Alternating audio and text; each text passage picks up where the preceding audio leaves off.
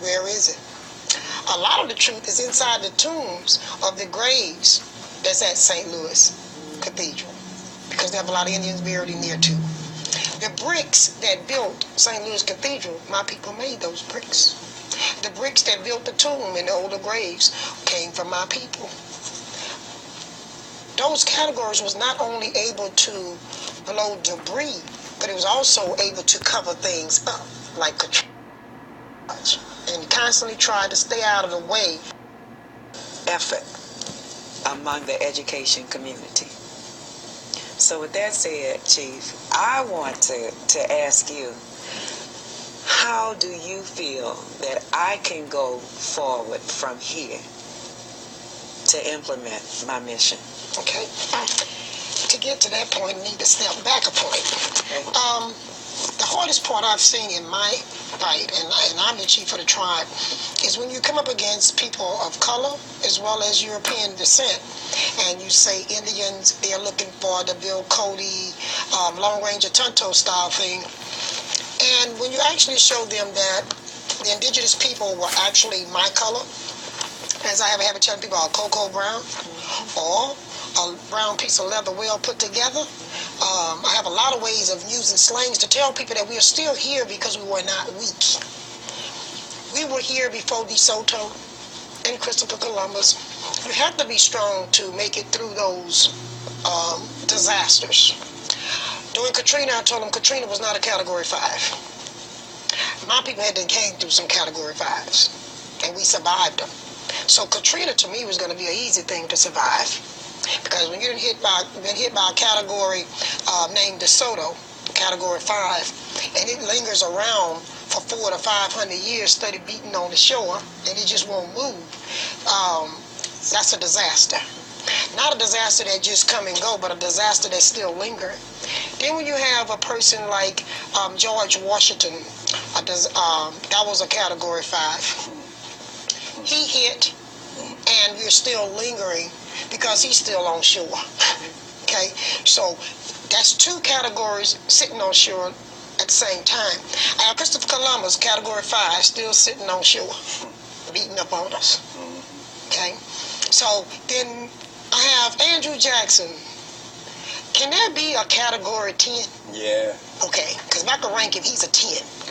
He's still beating on us. Yes. None of these European storms have moved. At least Katrina hit ashore, did the damage, and moved on. These categories continue to beat today. I wish it was drum beats, but it's not. It's not something you can dance to. It's something that you have to duck and dodge and constantly try to stay out of the way of the debris that it blows. Is that a good way to describe it? Excellent. Some of the debris that these categories have blew up on us, yes, you can help. But the first thing you have to go through being classified as crazy, because the United States have fixed it in the United States where whatever is not by their rule is crazy. So we have to take those abuse. That's part of some of the debris that's blown ashore and still hitting around. A lot of the universities don't know about us because when they did write the truth about us, it was covered in the basement. So it's still down in the basement. Okay? A lot of the truth was in the St. Louis Cathedral. Where did they put the records? A lot of the truth was in the Cabildo. Where is it? A lot of the truth is inside the tombs of the graves that's at St. Louis Cathedral, because they have a lot of Indians buried in there too. The bricks that built St. Louis Cathedral, my people made those bricks. The bricks that built the tomb in the older graves came from my people. Those categories was not only able to blow debris, but it was also able to cover things up.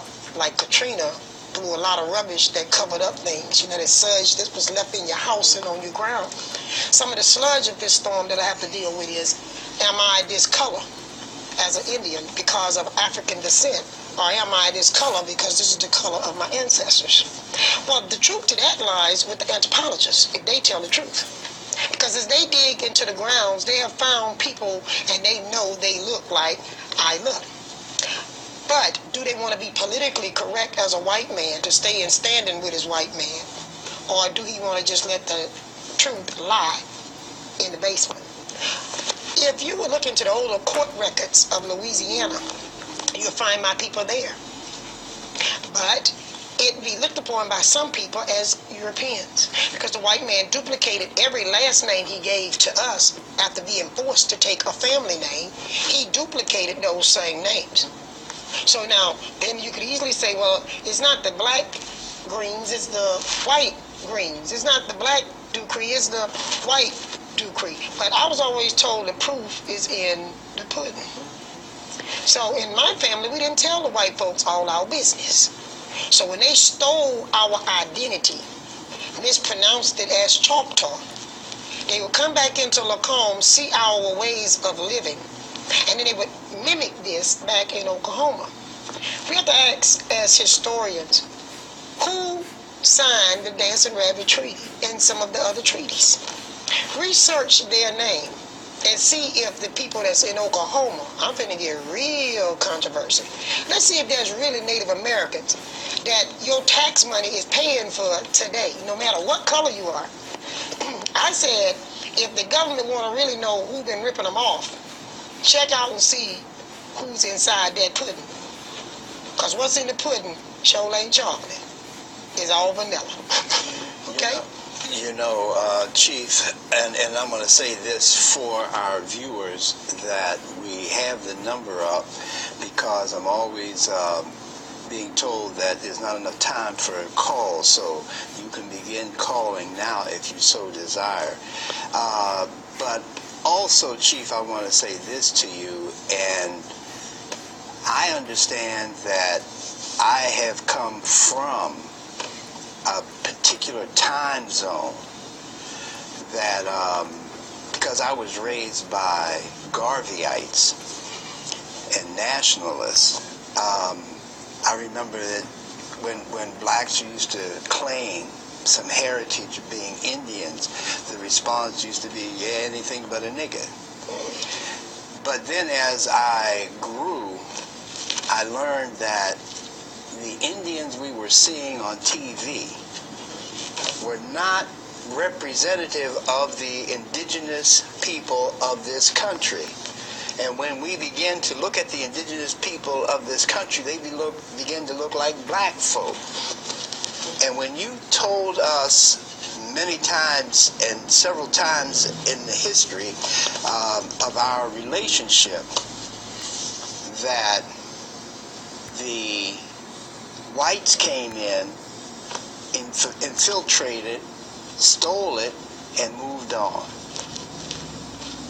And that was, that was really enough for me to begin to dig and learn and find out exactly what is going on. And you mentioned, and so did you, Brother Roderick, about people returning to their own. And this is extremely important that our audience understands. Now, you've had communications from people who have seen this show from New Orleans, from other parts of the country. And you wanted to talk a little bit about that this evening, so we'll get into that. Back to what you were saying. What you were doing, Wes, what you were doing, Ms. Hill, is cutting into that pie or that pudding. You're showing the truth. Like you said, you was in an engagement the other day and you exposed some things that was accepted, and some may have been rejected by us, but it was the truth. And this is what you have been doing. People are looking at it now in a different way, and I'm glad you said about the time and era. Some people were ashamed to even say they was Native American again, especially living in an African American community, because then they told me they was looked upon as being a traitor or trying to be something that they were not. But then they knew their grandmother was an Indian. And some of these callers, when they called me, I explained to them that what we're looking at here is a denial that is coming from the inside now, not from the outside. And we need to challenge United States on that. And United States need to answer us on that. How can I be one drop Indian, okay, and be 99 drops European, and I can be classified as an Indian? versus I can be 99 drop Indian, one drop black. Now I cannot be an Indian. Are y'all with me? And this is what this blood quorum thing they have used against us. That to me should be illegal. That to me should be illegal at this day and time in the United States. And the reason it's not illegal because it hasn't been exposed enough. And a lot of people do not know through the media and university the discrimination and racism and prejudice that Indians face today. When I say Indians, I'm not talking about Oklahoma. I'm not talking about a lot of these tribes, but I'm be honest with you, in Louisiana, those are tribes put together underneath Andrew Jackson and underneath the Indian rights law. I'm talking about indigenous Indians who picked up the name Indian as a tag by Europeans. Just like nigger. Thank you. And by giving us that tag, you stole our real identity.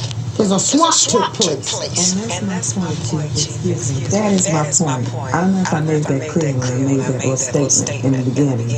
When I hear my people of color say, I have Indian in me.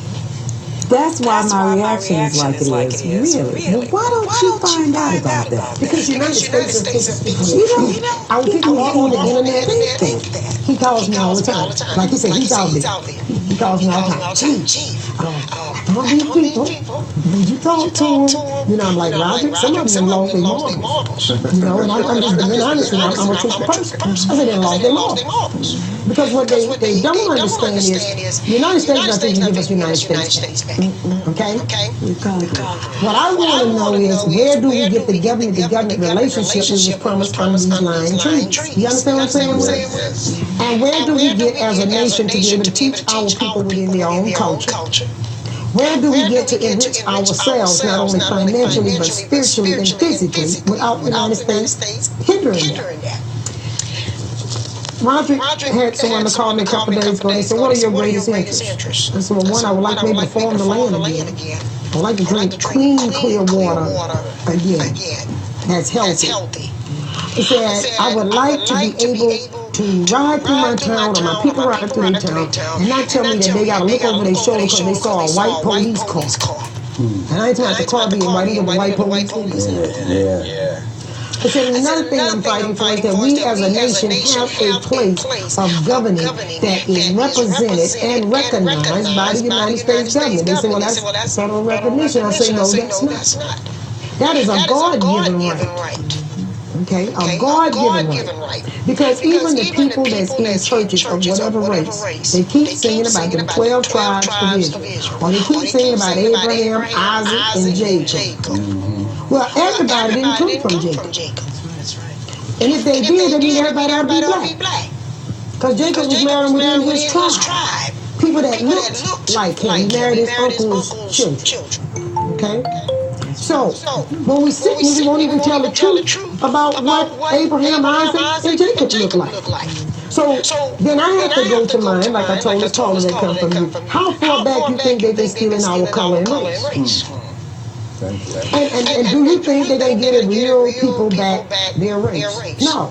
That's something we have to stand up. We have been allowing, like I was telling you from the show, we have allowed people to make us accept things. When the Europeans have come here, whatever they don't like, they write a law. And they stick together and they push it through.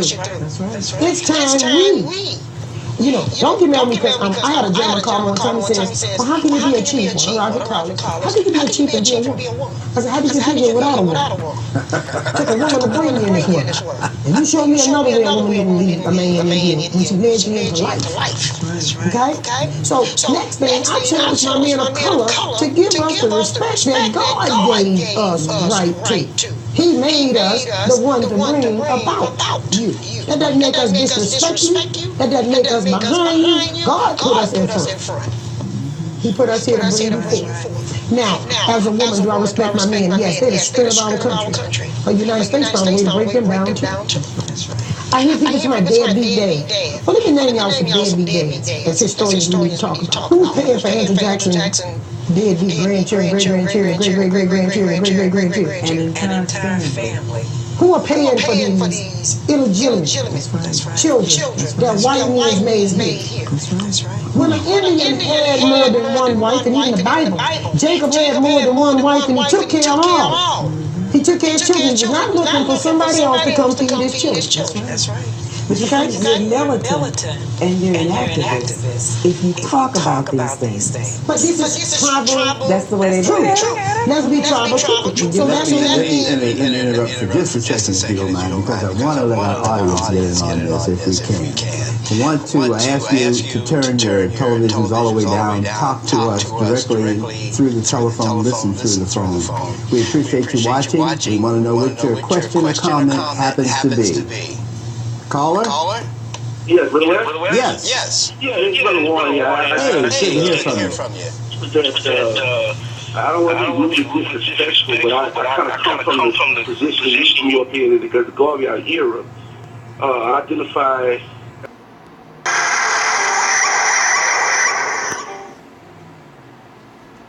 The pro-choice organization vows to go door to door and spend $10 million with the hopes of persuading 1 million people to vote for pro-abortion candidates. And as the abortion agency gears up for a political battle this election season, Planned Parenthood is finding itself in some extremely hot water. In California, an independent student magazine run by a group of UCLA students went undercover and recorded phone conversations with Planned Parenthood. Advocate staff and I decided to investigate.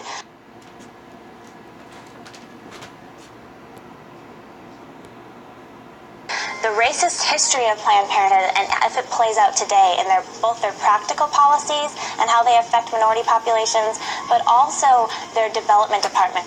We had an actor call up Planned Parenthood across the country to see how they would respond to someone who had a very racist agenda. Good afternoon, this is Autumn. Hello, Autumn. I'm interested in making a donation today. Fantastic. What about abortions for the underprivileged minority groups? Certainly. Okay. So the abortion could be, I can give money specifically for a black baby. That'd be the purpose. Yeah, absolutely.